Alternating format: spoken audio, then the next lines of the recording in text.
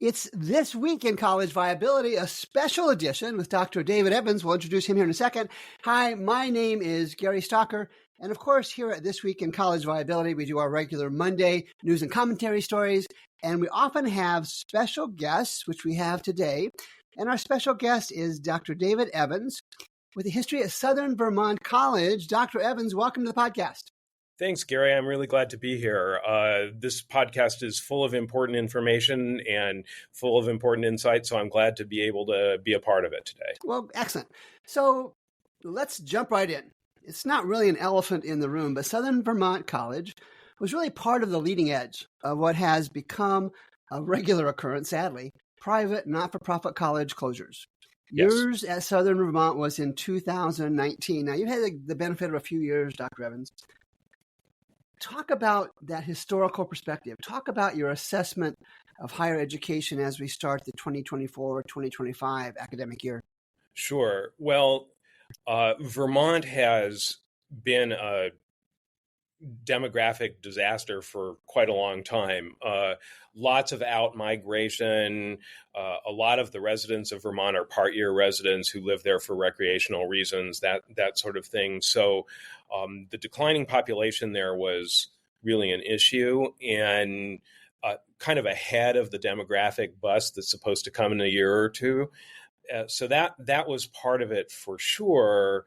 The other thing about Vermont in general, which leads into the broader context of the U.S. as a whole, is a lot of the small colleges in Vermont. There were a lot of small colleges in Vermont.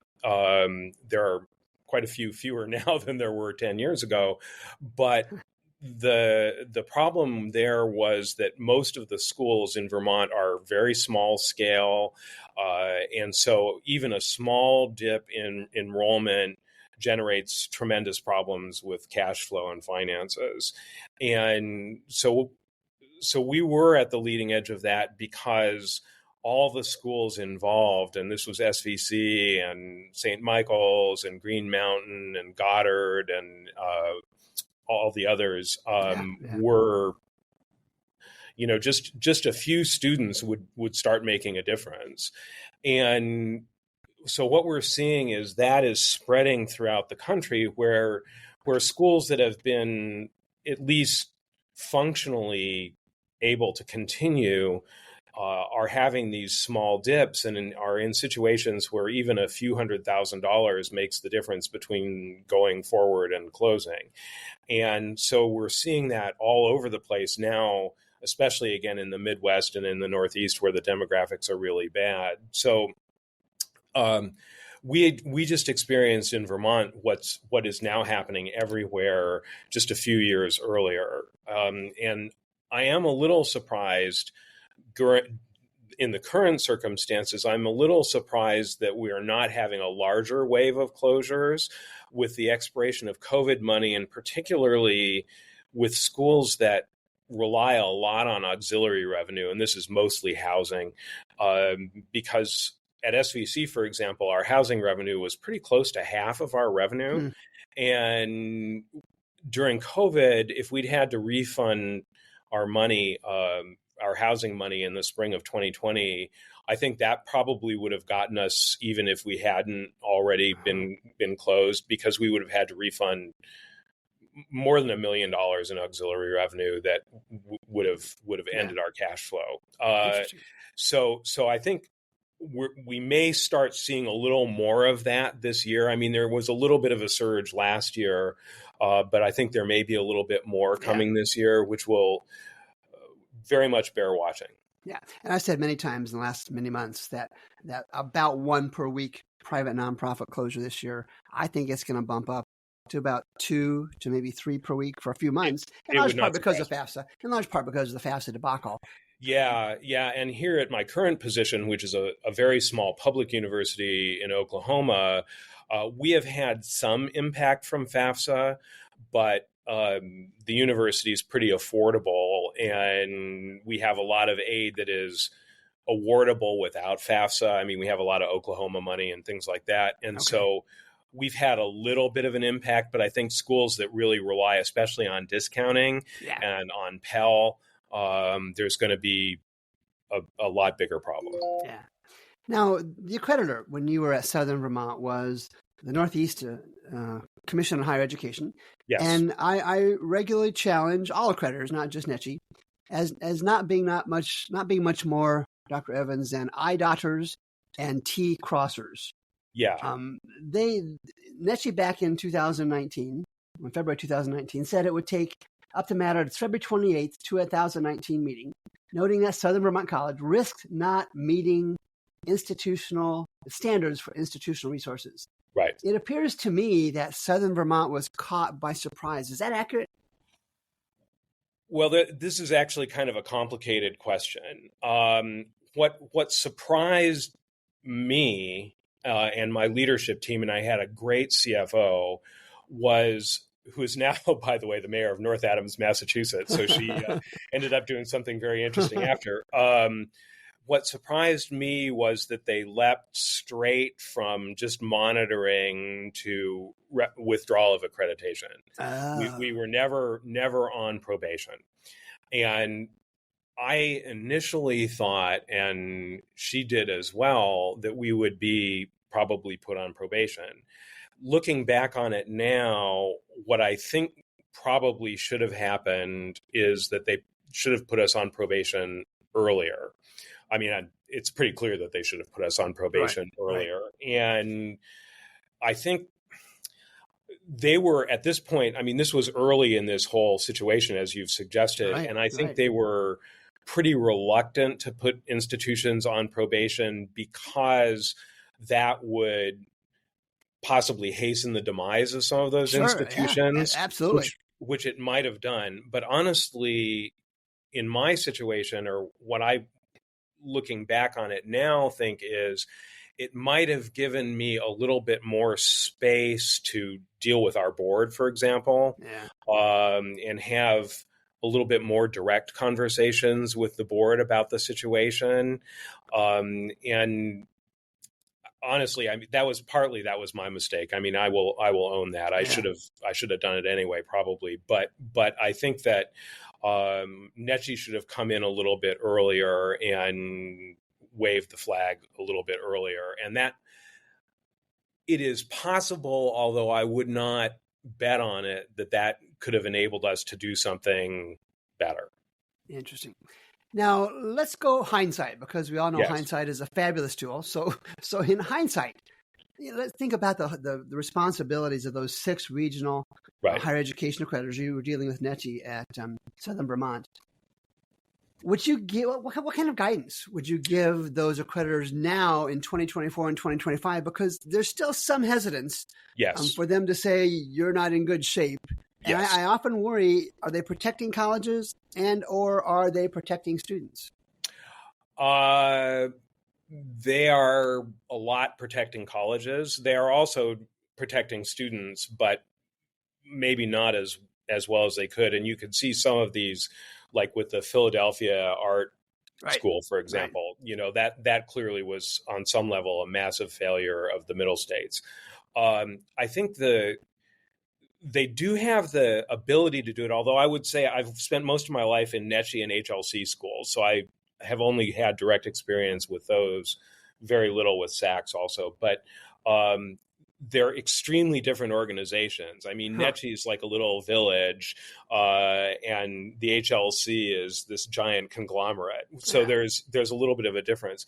NECHI had something called the Annual Report on Finance and Enrollment, which they would require of schools that they were concerned about financially. Right. And SVC had that the entire time I was there. We'd been doing it before. And it was pretty elaborate, but I don't think it was necessarily asking the right questions. And what I think it was, you mentioned a little bit about box checking earlier, and it was kind of a box checking exercise. And what I would say is what the accreditors need to monitor primarily is they need authentic, legitimate cash flow projections. I mean, I think that's the major thing that they need. They should be getting reports on any violations of loan covenants or bond covenants. And they should be probably working a little bit more closely with budget planning, Yeah, good point. forward-looking Great rather point. than backward-looking. But I think that the thing at SVC, we had good cash flow projections because we were, kind of living hand to mouth. I mean, we'd been living hand to mouth basically forever, but we were Yeah. living hand to mouth. And so we had cash flow projections that I think we could have worked with. And we would have been willing to do it, but we weren't going to do it if we weren't asked. This is the other part of the problem, which could have enlightened Nechi more probably. Okay. Because again, it's like you're running your own personal budget, right? And if you are living paycheck to paycheck, you are watching that cash flow really closely. Yeah. And we were always watching that cash flow really closely. I want to go back to the UArts because you mentioned that a minute ago. University of the Arts in Philadelphia just closed suddenly late last May, early June. They gave like 1 week's notice. Yes. And then comment on this for me, if you would. I'm increasingly believing, and UArts was part of my thought process, that when the history of this era of private non-for-profit colleges closing, it will come out that bond issue and those broken covenants were kind of a behind-the-scenes factor in many, if not most, of these closures. What do you think? That's absolutely correct. So I started at SVC in January of 2015. So I came in the middle of a fiscal year. And one of the first things that happened was when we closed the books in June, we were in violation of our bond covenants. And there are a lot of things that happen when this happens. For one thing, if you are in violation of bond covenants, it's almost impossible to do any kind of refinancing. So in terms of improving your cash flow through refinancing, that basically goes off the table. Another thing about it, and this was at least partly peculiar to SVC, although it wouldn't shock me if other schools were in this situation, we had a third-party guarantor on our bond, and we owed at that time around $7 million, I think. And the third-party guarantor had a $2 million guarantee fund with our lenders. And so when we violated the covenants, we ended up having meetings with the bank and their lawyers and with the third party and his lawyers. And the problem with that is we were responsible for paying all those legal fees. And people who put up a $2 million cash loan guarantee have a tendency to hire expensive lawyers. So we had our legal bills, the bank's legal bills, and the guarantor's legal bills. And over the course of the time that I was there, from the summer of 2015 through the closure of the college, I haven't actually done the math, but I have a pretty good idea that we probably spent close to $500,000 on lawyers for that situation. And that's money that just is otherwise completely useless. It doesn't pay salaries. It doesn't mow the lawn. It doesn't do any of those kinds of things.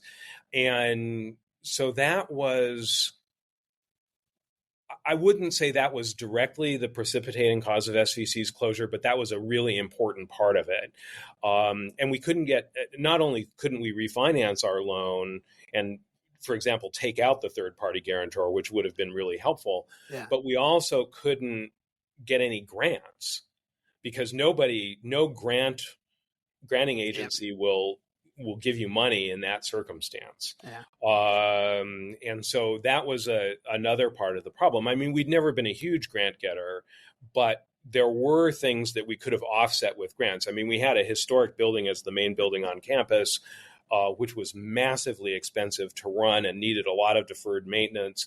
And we could have gotten historic preservation grants. It was on the National Register, or it is on the National Register. So we could have gotten preservation grants to do things. But that immediately was off the table. And so it's kind of a cascading problem. Once that starts happening, you lose a lot of flexibility. And I want to kind of look ahead a little bit. And my operating premise is that we are in kind of in the high volume wind down phase of college closures. I think that the peak will hit in the next year. Yes. And it will wind down after that. So the next phase, I think, will be some significant consolidation. Yes. Because you and I and most of the listeners will know that very few colleges are engaged in any serious, substantial, materially significant negotiations or plans to consolidate. And David, I make the case, Dr. Evans, I make the case that every other industry I can think of has gone through a period in its industrial cycle where there have been substantial consolidations. So specifically, my question is, I write a lot about this, large-scale consolidation in higher education, 10 or more colleges, probably private, maybe some public-private combinations. Am I stupid, or is that realistic? You're not stupid at all.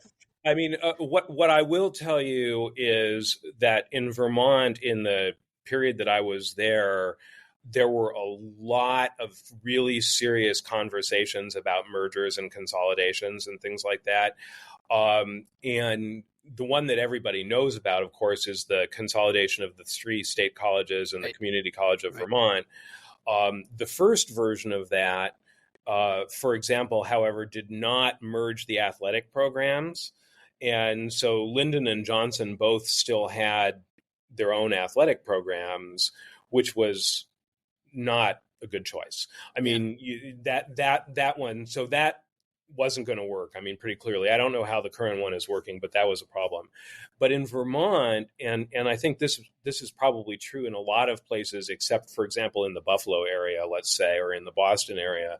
In Vermont, one of the problems that we had, and we talked about quite a lot among the presidents in the Association of Vermont Independent Colleges, was just the simple logistics of it. You're driving across the mountains in the snow for half the year. It puts a lot of people at risk. Lots of challenges there. And that's just the kind of structural part of it. Then there's the ideological part of it, which is colleges tend to cling pretty fiercely to their identities. And which is completely understandable, right? I mean, that's where they come from. But what that does is it makes things very, very difficult to think about. And you could see the controversy about Marlborough College, for example, which was just an extraordinary institution. And I knew the president very well. We were friends. And there was no way to do anything with Marlborough College without just really irritating basically all of their constituencies. And they were losing a lot of money. Their endowment went down from $40 million to $22 million or something like that in a few years because they were just paying operating out of the endowment. And Kevin Quigley, the president at the time, he and I talked about this a lot, and he just said, we just can't keep doing this. We're gonna run out of money. We're spending almost twice what we're bringing in. That was a consequence of their educational model, but it was just not doable. And we did, and there's an NDA, so I can't say who, but we had very serious conversations about a merger that I think would have potentially been really appropriate. But once again, we couldn't make it work. And I think if we'd had more time, we might have been able to make it work. But that was a situation where there was a new president at the other place, and the previous administration would not have been interested in that conversation at all. And the new president was. So we started right away, but it was at that point there just wasn't a way to make it happen. Okay. So this is a very complicated thing, but I think you're right about consolidations when they're physically feasible. I'm a graduate of one of the Claremont colleges, which is not exactly a bunch of mergers, but it does do a lot of things that a merger would do.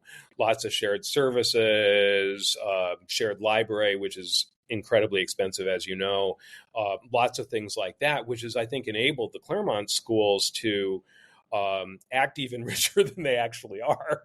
But it's one of the reasons why they have kind of gone from strength to strength in the last 50 years is because they are splitting a lot of those expenses. So when there's a way to do it, I think it's smart. And as I say, for example, Buffalo could do this. Yeah. But Iowa, where I've also spent a great deal of time, I'm not so sure. And again, it's physical distance, weather, all those kind of things that would make it hard. Interesting. Kind of change the tone and direction of the conversation a little bit. Now, College Viability, which of course is my firm, I think is part of a growing business community of higher education, what I call higher education data entrepreneurs. Mark Salisbury at Tuition Fit, Matt Hendricks at Perspective Data Systems, Ashley Kern at Sightline, and others. And I make the case, Dr. Evans, that higher education is in its Moneyball era, just like the old Oakland A's started this way back in the 1990s, I think it was. Since many colleges appear to be unable to share financial data, let's leave it at that. Since many colleges are unable to share important financial data, do you see data entrepreneurs, like I just shared with you, impacting higher education like Billy Beane did for baseball and Bill James did for baseball back 20 years ago? Yeah, I mean, I expect that there are a lot of small private colleges in the United States that wish they were the 1990 Oakland A's.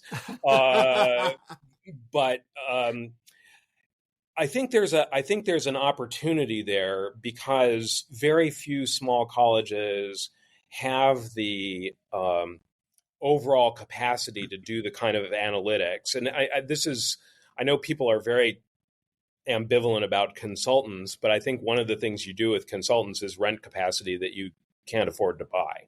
Right. And I think that is something that's pretty smart. I think the challenge really is that financial data is sort of a lagging indicator. Because you're always looking back. And it goes back to what I said about cash flow projections at the front end. I think that we should all be thinking hardest about cash flow projections. And also back to your question about debt, another leading indicator there is whether or not you have a line of credit and whether or not you can still use it. Yeah. Because a lot of schools struggle during the summer because I tell faculty a lot when I'm explaining budget to them. I say, look, imagine you got paid twice a year and your first paycheck had to last 4 months and your second paycheck had to last 8 months and they were both the same size. How would you do it? That's good. I like that. One of the nice things here, I'm at a public school now. One of the nice things here is we get our allocation from the state monthly. They don't just give us a lump sum at the beginning of the year or a lump sum at each semester. We get a monthly allocation. So you have the cash flow situation is a little bit different. But I think that people who are looking at analytics have an opportunity, I think, to help change that. And I think it has also bringing in outside people to work with presidents and boards on thinking about these kinds of issues probably is good. Because again, as I say, even if you have a super good CFO, and there are a lot of really good ones, there are a lot of bad ones too, but there are a lot of really good ones. If you have 1,000 student college, say, that CFO is going to be doing a lot of things, and deep, complicated, long-term analytic thinking is probably not at the top of the pile. And so I think there's an opportunity to do that and to do some optimization for sure. But the other side of this, and sorry, this is a long answer, but I think that it's really important, is a place like Southern Vermont College with around 400 students. First of all, it doesn't have economy of scale. Secondly, it probably doesn't have a lot of free resources to pay an analytics person.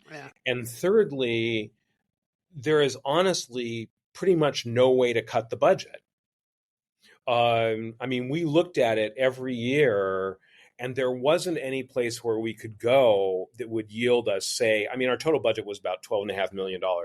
There was no place we could go to save, let's say, $400,000. Yeah. There simply wasn't $400,000 of excess in that budget. There just wasn't. I know people talk a lot about how we waste money, but there was not extra money in that budget. And so cutting our way to prosperity, which pretty much never works anyway, but it wasn't even an option. I mean, there was simply no way. I did cut my salary voluntarily. My contract said my salary could never be cut. I waived that clause and I cut my salary. A couple of the other senior leaders did as well. But the faculty had effectively had salary cuts anyway because they hadn't had raises for several years and that sort of thing. So there just was no capacity for any of this. So, Dr. Evans, let's head to the mountaintop. Yes. And you're going to go to the mountaintop. I'm not going to go there with you. And you're going to stand on that mountaintop and you're going to give guidance to every small, every college president. No, I changed my mind. Every small non-for-profit college president out there is they're all going to listen to your words of wisdom. What are the top 2 pieces of guidance you would give them, in large part based on what you saw at Southern Vermont and the 5 years since? Yeah, I mean, the absolute core thing is liquidity. Everybody should be looking at liquidity. It's deficits matter and cause problems that we've already talked about and things like that. But the core thing is liquidity. And as long as an institution is liquid, you at least have a chance to institute some reform. So I think that's a really, really core part of it. Interesting. And that goes back to, like I say, the cash flow analysis, bond covenants, all those things are things that should be looking at. I think the other thing is that there's been a lot of talk on your podcast and elsewhere about the impediments to being honest about an institution's financial situation. And especially now, I mean, this has become significantly worse in the last 5 or 6 years because of the wave of closures, that the market is much more aware now of the fragility of especially small private colleges. And I think consumers, which is to say especially parents, but also students, are looking at things like deferred maintenance. I mean, I think 10 years ago, if you told a bunch of prospective freshmen and their parents, check out the tuck pointing on the brick buildings, they would have said, what are you even talking about? But I think now people are really, really actually looking at that. But I think that at whatever level of discussion circle seems appropriate, I think that we need to be more transparent internally with what's going on. And again, at SVC, maybe we could have activated the wisdom of the community to do something. I'm not convinced. Yeah. I mean, I've seen places where a group comes together and really does figure out a way to solve the problem. But again, the fact that we had during my entire time, we had almost no room to maneuver, meant that there really wasn't a lot we could do. I hate to say that, but I think it's really true. And I hope it's not a cop-out. But I do think that, I mean, I definitely should have been a lot more explicit with my board of trustees than I was. I expected them to sort of know from looking at the materials and everything like that. So I never outright said, look, this is really, really difficult and problematic, and we got to think harder. If I were in the position again, I would do that. Yeah. In my subsequent position, I was the interim president of the American University in Bulgaria. And I was there. I went for a year, and I ended up being there for 4 years and 2 months. We were in a lot better shape financially, but I was much more direct there. Interesting, because I didn't want to see that again. And I said, these, as we were doing strategic planning and things like that, I said, these are the things. This is what it's going to cost. You have to know that before you commit to it as part of a strategic plan. You really have to understand what the implications of this are. Yeah. So that's something, and I'm doing that here too, with our faculty. I'm trying to say, we're a state institution, so it's a little different, but I'm saying, look, these are the things that we need to do. This is the situation, let's do them. So one of the things we were talking about before we started recording the podcast this morning was all of we have great enrollment public relations announcements that have been coming out. And I'm operating under a premise, and we'll see this develop here shortly, that there may already have been, Dr. Evans, a market shift from privates to publics, because the students and families are thinking, I've seen something about college closures, and I don't want to take any chances with that, so I'm going to state U. That's a gross generalization. And that's not really my question. If you're a parent, if you are a 17, 18-year-old thinking about that college choice, from your perspective, what guidance would you give future college students and their families as they consider private colleges for their education? Well, one of the real problems, and you of course know this and have said this many times on your podcast and in your posts on LinkedIn and so on, is that all the publicly available financial information is a couple of years behind. And that's a real problem. So that's one part of it. So you can't really tell, and especially over the last few years, when the impact of COVID has been very unpredictable. And you're right. I think we're going to see more of this during the course of this year. But there was no way to do. I mean, I remember sitting around doing budgets for academic year 2021 and 21-22, and there was no precedent that we could use to plan.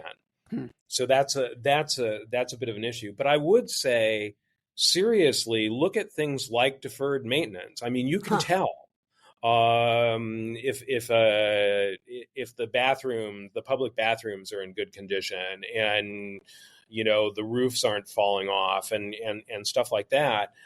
You can tell. I think that's part of it. I think asking the question at the admissions office isn't going to get you anywhere. I mean, there are a lot of good reasons for it. Maybe it's wrong, but that's not going to happen. So, but I think you can look at some other things, and you can. I mean, asking parents to look at Form 990s is, sort of insane. Because even if you've been living with them for a long time, you're not going to be able to figure them out very easily. Yeah, but I do think, and this is a place where Massachusetts has been kind of a leader. I think the states or the accreditors or somebody probably could do better on public information. But in the meantime, as I say, I think you can see if you go to a campus whether it's okay or not. Interesting. And I think I would not have thought of it that way. Yeah, and I think that's one of the things. I mean, I suppose there are some very shiny campuses with a lot of bright new buildings and things that are having problems. But I think that I mean, the schools in Vermont that I knew about, I mean, wonderful campuses. Green Mountain College had a beautiful, beautiful campus. But if you know anything about infrastructure, you could tell that it hadn't been very well taken care of. Yeah. And those things, I think, are indicators. Other than that, I honestly don't really know. Because there's not a lot of transparency. And again, the transparency that there is a couple of years out of date. Yeah. Yeah. And that's a sad commentary. And I guess the last question, is, now we haven't talked about it specifically, but this is an economic issue in my mind. There are way too many colleges and college seats and not enough students willing to pay whatever discounted tuition that is offered. So you really can't create massive new marketing programs. You really can't make programmatic changes to save things. How do you save? I'll be honest. How do you save a small, nonprofit, private college, mostly in rural areas? That's a really good question. And if I had the answer, I would be a wealthy consultant. I mean, I hate to laugh about that because it's really true. And the problem, I mean, the core tragedy of all of this to me is that the colleges that are closing for the most part, and this was true at Southern Vermont for sure, are the ones who are serving high need students, the ones who are serving first generation students, the ones who really really can have an opportunity to thrive at a small place that has a degree of personal care for them that is not so true at certain other kinds of institutions. And so this is the worst possible scenario for social equity and things like that I can imagine. I think that nobody else there's not going to be another Southern New Hampshire university. Yeah. That spot is taken, or Western Governors, or a place like that. So I think appropriate niches. One of my previous jobs, I was the vice president for academic affairs at Buena Vista University in Iowa, which had a pretty solid endowment and a good adult degree program. But one of the things that they've done since I left was added things that are related to agriculture. And it's in Storm Lake, Iowa. It's out in the middle of empty Northwest Iowa, surrounded by pretty much nothing but farms. And this makes a lot of sense, right? This is a niche that makes sense for them. Here at the University of Science and Arts of Oklahoma, we're working a lot more closely with the native tribes in our area, of which there are a lot, to try to find ways to serve them better and partner with them in various ways. That's another one that I think makes a lot of sense. So I think that's the thing that you need to do, is find what you can really do that's different from your competitors, what you can really do that works for you, and that you have the resources to execute in a good way, and do those. I think that's about it. Yeah. And I think, again, I've mentioned Buffalo a number of times because I'm somewhat familiar with it. But if you look at Buffalo, there was all those small Catholic colleges up there, which are not massively different from the outside. And so some of them are just going to go away. I mean, Medaille, for example, already has, right. But they're just not, their value proposition isn't clear to their audience. And I think that's what you got to do, is make that value proposition clear to your audience and execute. Fix the things that you can fix. And I mean, I hate to say this because it sounds so stupid, but just hope for the best. Do everything that you can that makes sense, but then you just also, some of these things are huge structural waves that are not going to go away. Yeah. And we just have to figure out what to do about them. My guest today has been Dr. David Evans, who lived the trauma of a private college closure 5 years ago and has shared some perspective that I think, David, very few others have. Dr. Evans, thanks for making time for us today. Your perspective is valuable. I'm really grateful to have a chance to talk to you, because this is such an important issue in higher education. So thanks so much, Gary.